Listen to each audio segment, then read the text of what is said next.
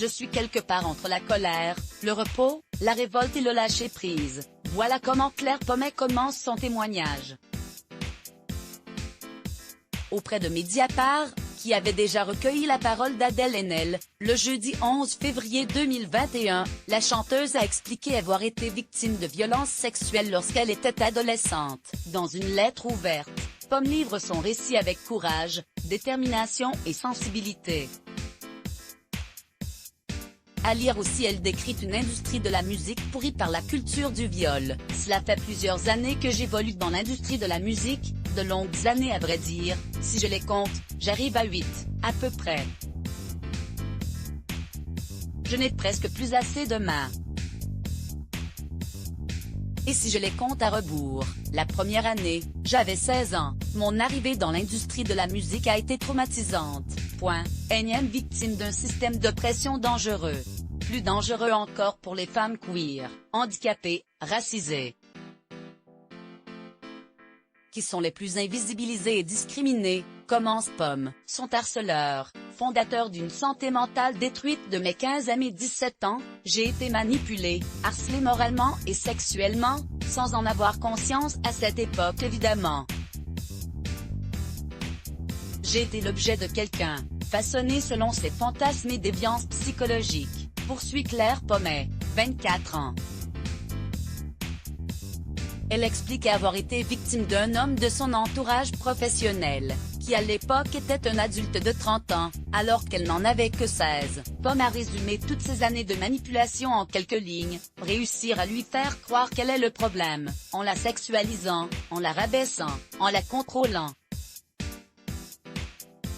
Partir en marchant à pieds joints sur les débris d'une santé mentale détruite. Ne plus jamais donner de nouvelles. Elle cite également ses propos, « Sois plus sexy, moins enfant, j'aurais dû te baiser, reprends tes chansons de merde et casse-toi, débrouille-toi ». Aujourd'hui, Pomme porte encore les stigmates de ces années de relations toxiques.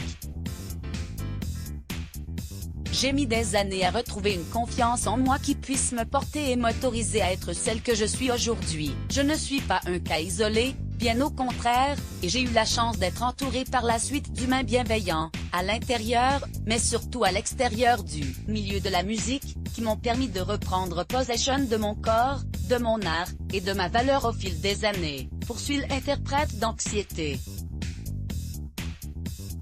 Il est temps que la honte et la peur changent de camp si Pomme a choisi de porter son témoignage sur Internet et non pas devant une cour de justice. C'est parce qu'elle acquitte ces hommes, qui sont responsables de 98% des agressions, harcèlements et viols recueillis par le compte @musiquetoo, qui recueille les témoignages de victimes dans l'industrie. En témoignant, Pomme a ainsi choisi de ne pas rester silencieuse et dénonce aujourd'hui la complaisance des autorités et du système qui protège ces hommes qui agressent. Il est temps que la honte et la peur changent de camp. Nous sommes capables d'identifier ces comportements et agressions. Donc nous sommes capables de les renverser et de changer les choses, conclut-elle. Sur les réseaux sociaux, sa lettre ouverte a été largement partagée. La continuité d'une révolution dans l'industrie de la musique française? Let's block ADS. Why?